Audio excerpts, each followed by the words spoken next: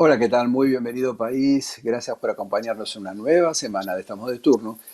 Antes que nada quería compartir con Gaby y ustedes también un pequeño comentario, la repercusión que tuvo el programa de la semana pasada, que tuvimos la oportunidad de charlar con el doctor Roberto Amón, que es un prestigioso psiquiatra chileno, profesor universitario de la Universidad de los Andes, y charlamos de un tema que la verdad que pegó bastante bien, que no le teníamos mucha fe, lo confieso, pero sí, es un tema que pegó muy bien. Aquellas enfermedades denominadas ENT, enfermedades no tradicionales de transmisión, que no se transmiten, pero bueno, hablamos concretamente de diabetes, hablamos de hipertensión, pero bueno, lo que quería significar simplemente la repercusión y el feedback que tuvimos con nuestro público. ¿Cómo estás, Gaby? Hola Juan, ¿cómo estás? Yo muy bien. Adhiero a lo que vos decís. La verdad es que el título así como enfermedades no transmisibles, uno puede pensar, uy, ¿cuáles serán? Y sin embargo nos dimos cuenta y sabemos que son las enfermedades comúnmente conocidas como diabetes, colesterol y otras que hemos tocado que a todos en algún momento de nuestra vida nos pasa, la importancia que tenemos y tenés razón acerca del feedback y el agradecimiento que hemos tenido de nuestro público que siempre nos sigue.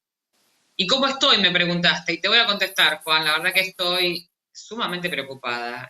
Las noticias que a diario estamos escuchando, nos cansamos de abrir siempre con esta editorial y decir siempre lo mismo, pero la situación no cambia día a día. Son más los casos positivos, los casos de contagio.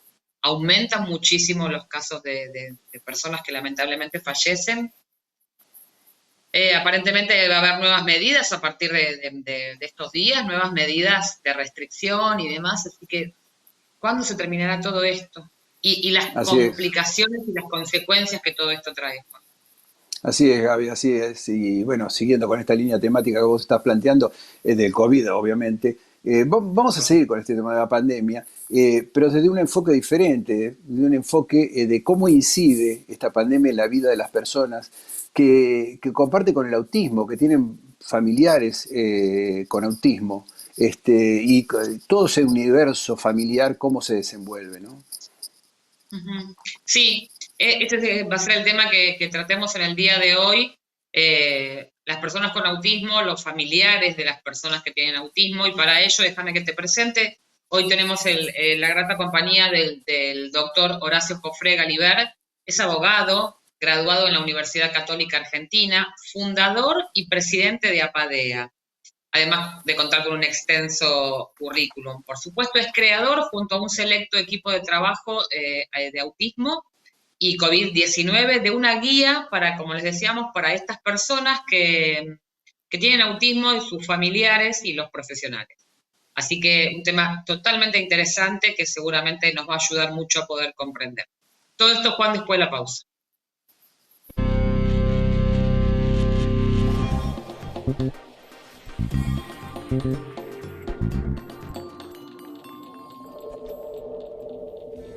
Innovación permanente. Vocación por la vida. Calidad sin fronteras. Vago. Ética al servicio de la salud. Curso de auxiliar de farmacia con certificación universitaria en todo el país. Importante salida laboral. Universidad FASTA 0810 444 0300. Droguería Disval cuenta con 20 años de experiencia en la distribución de especialidades farmacéuticas.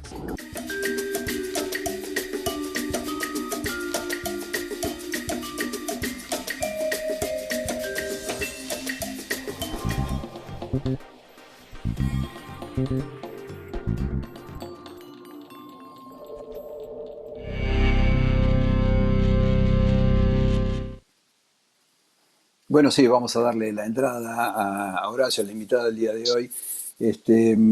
Para nosotros, Horacio, es un placer contar con tu presencia, que nos acompañes, que nos expliques todo este mundo, todo este universo, que muchos hablamos de autismo y muy pocos somos en general la población de lo que sabe.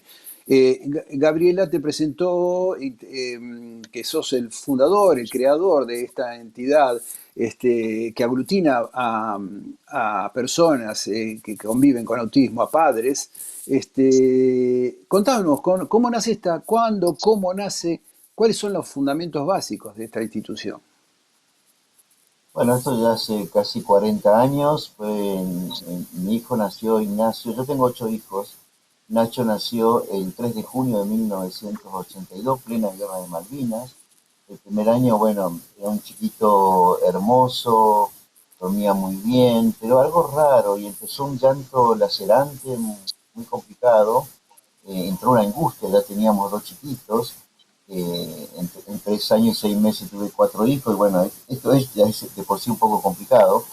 Y en medio de eso, pero al mismo tiempo también, digamos, es una compañía y es una manera de empezar a ver las diferencias. Y la primera discusión fue con la pediatra, y nosotros nos imponíamos en que Nacho tenía algo raro, neurológico. Bueno, terminamos con un neurólogo y obtuvimos el diagnóstico cerca del año. No fue tan fácil todo esto porque consultar, y yo mismo fui a la Facultad de Medicina y no encontrábamos de qué se trataba, y todo nos hizo recordar una película muy famosa para la televisión norteamericana, Hijo, levántate. Ahora es un método dentro del autismo, se llama Sunrise justamente. Estábamos mirando esa película.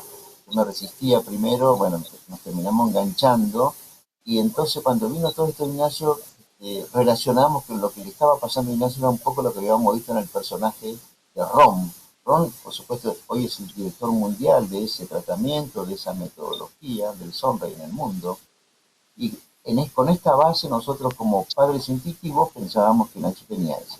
Indudablemente no nos equivocamos, discutíamos mucho con la pediatra, después con el neurólogo, pero realmente buenísimos profesionales, y hasta que dimos con un psiquiatra, digamos, en ese momento estaba estudiando todo el fenómeno del autismo, los trastornos generales del desarrollo, y bueno, estábamos seguros de que Nacho tenía eso. Ojalá no hubiese sido así.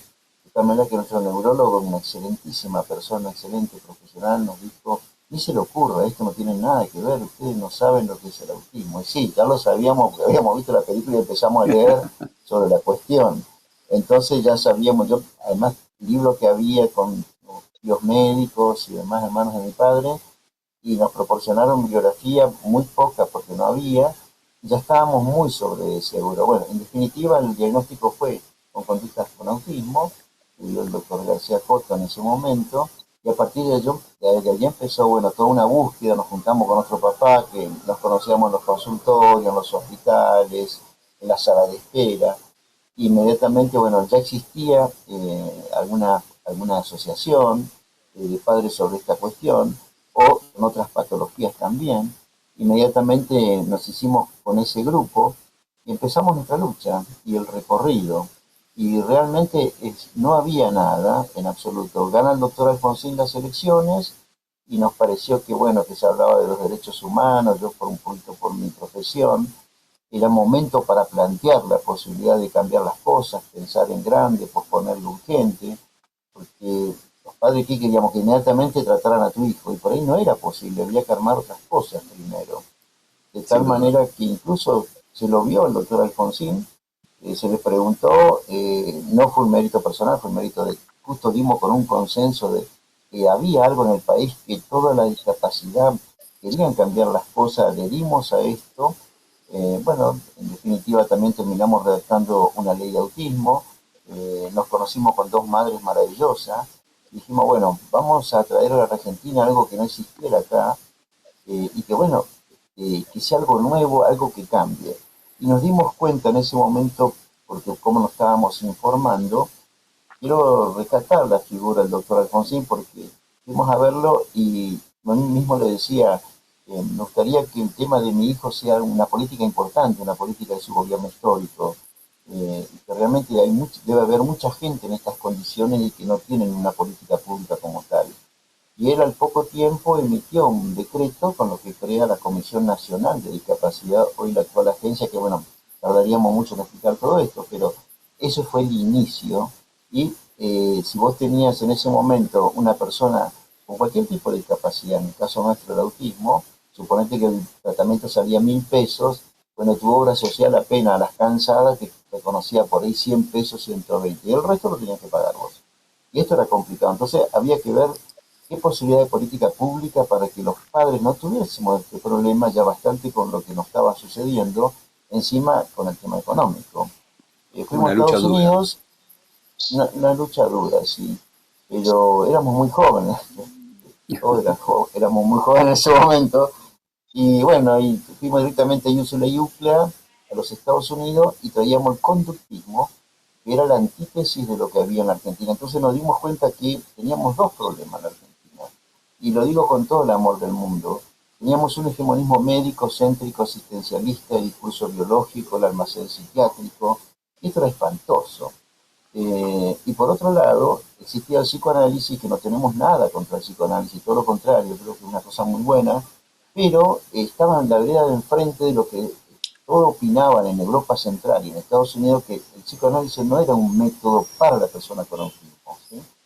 Y al mismo tiempo las mamás empezaban a sentirse muy culpables de toda esta situación, leían a Bruno Bethlen, que bueno, toda esa literatura que conseguíamos como podíamos, Exacto, y la exacto. verdad era desesperante porque la culpabilidad de la madre y todo esto, y el hijo no querido, y bueno, había que levantar esta culpa a las madres, limpiarla de culpa.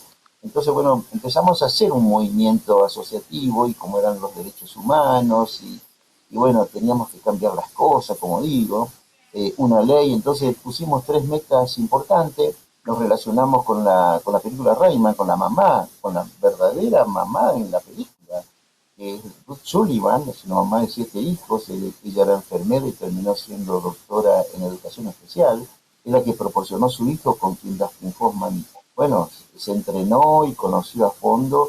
En realidad esa película está hecha sobre dos personas con autismo, la otra familia no lo dio a conocer, pero Ruth sí, la familia Ruth lo dio a conocer. Hoy, después terminó siendo nuestra madrina, Ruth Sullivan, y nos contó lo de la película y cómo fue, y nos dimos cuenta que habían hecho un gran bien, y Hollywood, bueno, había aportado la ciencia, algo que las películas se llevó a las investigaciones, a los estudiantes, a los profesionales.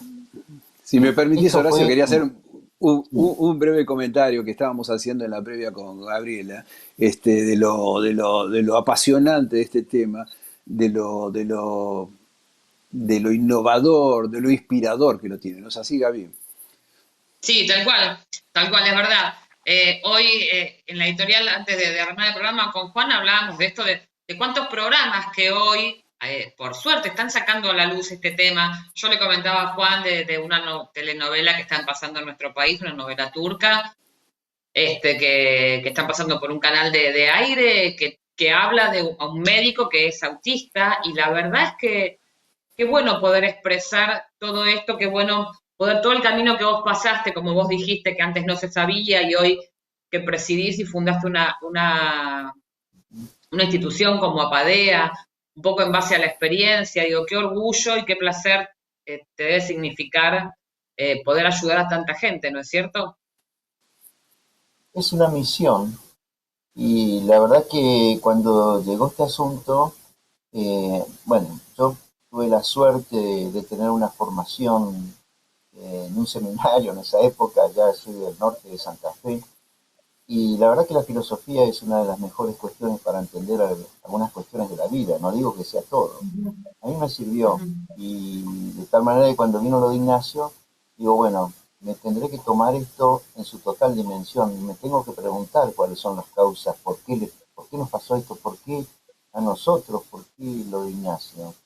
Y eso me ayudó muchísimo. Entonces digo, bueno, a partir de ahora quizás puedo ser mejor persona, quizás sea un desafío, y indudablemente es una misión. Y entonces en toda mi profesión usé todo lo que yo tenía a mi alcance en la profesión. Bueno, lo primero fue trabajar en un marco legal, en políticas públicas, en armar este movimiento asociativo como Apadea. Vino Ruth Sullivan a Buenos Aires. En ese mismo congreso del año 94, habían pasado varios años, que ya llevábamos como 15 en lucha, y fue un fracaso total. Tuvimos 4 iniciativas de asociarnos, de hacer fundación, cooperativa con los profesionales. Todo fue un fracaso estrepitoso. Nosotros estábamos desesperados. Entonces, bueno, nos sentamos tranquilos con dos mamás, y dijimos, ¿por qué no nos recibimos inteligentes? Indudablemente acá tenemos que estar juntos, profesionales y padres. Esto no hay vuelta que darle. Y realmente fue la fórmula de éxito y sigue siendo la fórmula de éxito en todo el planeta. Cuando los padres hacemos el rol de padre y los profesionales realizan el rol de los profesionales, y pensamos ambos en que es el bien para nuestro hijo, para la persona que necesita de ambos, ahí la pegamos y ahí empezamos a funcionar. Y al comienzo, Horacio, claro, sí. sí, te dejo terminar. No, en esa época tuvimos que enfrentar este hegemonismo médico, estaba el médico, después estaba Dios más o menos. Entonces, esta cosa había que cambiar. Y yo personalmente era muy joven y le dije a los colegas, esto hay que cambiarlo, no puede funcionar así, acá no hay ningún Dios, acá hay una persona que es nuestro hijo que tiene un problema. Y resulta que la ciencia no tiene respuesta, los profesionales tampoco saben qué hacer, y los padres estamos desesperados, bueno, y así ponernos nerviosos, ponernos no significa nada, tenemos que sentarnos y organizar a ver cómo podemos hacer esto. Y eso fue digamos, fuimos entendiendo esta idea, y dijimos, bueno, hay que hacer una mística, hay que buscar una entidad, hay que, digamos, buscar los mejores profesionales y nosotros presionar al poder público, presionar a la ciencia, a ver qué respuesta tiene y hacernos cargo de esto como padre y trabajar juntos. Hoy amamos a nuestros profesionales, amamos a nuestros médicos, nos entendemos perfectamente y nos queremos mutuamente, porque hemos descubierto esto que no fue fácil, esta cuestión. Yo quiero destacar que tenemos los mejores profesionales del mundo acá. En nuestra época teníamos que ir a Estados Unidos, a Europa Central. Yo por suerte por mi trabajo conseguí todo eso. Hice cursos en Europa, en Inglaterra, en España, en Estados Unidos. Y fuimos trayendo lo que veíamos allá. Y después, al comienzo, bueno, todo era el furor de Europa Central, era el furor de ir a Estados Unidos. Hoy no necesitamos movernos en la Argentina. El asunto es cómo nos organizamos acá. Con las obras sociales. Sí, y un poco en base a esto que estás contando, a todo el camino que han recorrido y que hoy no necesitan moverse de acá, quiero preguntarte y plantearte el hecho de estar viviendo esta pandemia. Sé que ustedes pusieron a disposición de la comunidad un trabajo excelente denominado Autismo y COVID-19, guía práctica para personas con autismo, familiares y profesionales. Y si me dejan, les voy a leer al público un párrafo que a mí me llamó poderosamente la atención y después te voy a pedir que nos cuentes un poquitito. El párrafo tal cual dice: el desembarco del COVID-19 en el planeta, pese al impacto ignoto y sin precedentes, nos encontró en nuestro pequeño mundo de Apadea preparados como si fuésemos una legión que reacciona al ataque de un enemigo fulminante, devastador, traicionero y sin límites en el campo de batalla. Bueno, contanos un poquitito cómo se gestó esta guía y a qué se refieren puntualmente esto de... Cuando yo leí que ustedes están preparados, que los encontró preparados, dije, oye, ojalá que nuestro sistema de salud en general hubiera pensado lo mismo, hubiera dicho exactamente lo mismo cuando fue todo lo contrario. Contanos qué impacto tuvo esta guía, cómo se gestó y qué impacto tuvo. Partiendo también de la buena predisposición y la excelente relación, nosotros atendemos más de 1000 familias acá en Buenos Aires y tenemos cerca de 1000 profesionales también. Bueno, esto es una organización grande, digamos, son 2 asociaciones civiles, una fundación, 2 federaciones, bueno, todo un complejo. Esto nos llevó hace 37 años que estamos con esta organización. Entonces, cada tanto a nuestros profesionales le pedimos artículos, tratamos de publicar las cosas que hacen. Yo mismo me encargo un poco de coordinar esta tarea, incentivar a la investigación. Nos están debiendo todavía investigación. Creo que Juan Carlos dijo un poco todo lo que se sabía o no se sabía. Y tenemos un dicho en la Padea: es mucho más lo que no se sabe en este tipo de discapacidad que lo que realmente se conoce. Este es el gran desafío y lo maravilloso puede pensar de esta manera. Y esta guía muestra un poco también eso. Primero, el equipo profesional, nos juntamos en ateneos de trabajos, dijimos, bueno, ¿cómo enfrentamos esto? Nos pusimos en el fondo contentos porque son muchos años que venimos trabajando en equipo y dijimos, bueno, nos sobra no solo valentía, sino también conocimiento y lo que tenemos para afrontar una situación así. Por eso ese párrafo lo redacté medio trasnochado, digamos, pero muchas veces lo nuestro necesitamos así profundizar y filosofar un poco, porque todo a veces no es delirio. Los padres, los líderes, necesitamos inspirarnos y cambiar las cosas que vamos a cambiar el mundo, porque si no, no tiene sentido. Para eso me quedo en mi casa y no hago nada. Entonces, este fue el espíritu también cuando hicimos esta guía y le pedimos a los profesionales que, bueno, dieron las herramientas, digamos, en esta guía. Tiene 4 partes. La primera parte es el marco legal, porque estábamos muy perdidos al comienzo. Había paseo sensorial, no había disposición, qué decía la reglamentación, qué decía el presidente. El presidente habló de los autistas, de las personas con autismo, mejor dicho. Entonces, ese marco legal, porque los padres viven llamando por teléfono, bueno, vayan acá, pregunten acá, hagan de esta manera, había que orientar a los papás. La otra parte trata un poco ya de las cuestiones, digamos, en el hogar. Cómo orientar a los padres, cómo es la teleasistencia, la teleterapia, muchos tratamientos que tuvieron que cortar, que eran tratamientos domiciliarios. Padría tiene 2 servicios estructurales, un servicio importante. Somos expertos en preparar a la maestra integradora, a la maestra en la integración escolar y el apoyo pedagógico. Y todo este tema es re interesante, creo que es muy moderno, es lo de hoy. Y ayudamos a muchísimas familias en este sentido. También pensemos que la mitad más o menos de nuestra población con autismo no tiene lenguaje. Un poco más de la mitad no tiene lenguaje. Y el resto de los 40 y tantos por ciento, casi 50%, si tienen lenguaje lo tienen de una manera muy especial. Entonces hay que preparar toda esta cuestión en los mecanismos que nos impone un poco esta fascinante cosa que son, en este caso, los TEA o la condición del espectro autista, y nos remueve todo y nos hackea constantemente. Por ejemplo, los sistemas de aprendizaje no son neurotípicos. Entonces el maestro, el docente, tiene que enamorarse de buscar alternativas no solo creativas, sino también ir más allá de lo convencional. Y lo que enseñamos es un método cómo enseñarles a aprender a una persona con esta condición. Otro capítulo habla, en caso de que se sospeche si hay COVID o no, qué cosas hay que hacer, cuáles son las primeras herramientas, qué se le aconseja a la familia, cómo deben actuar.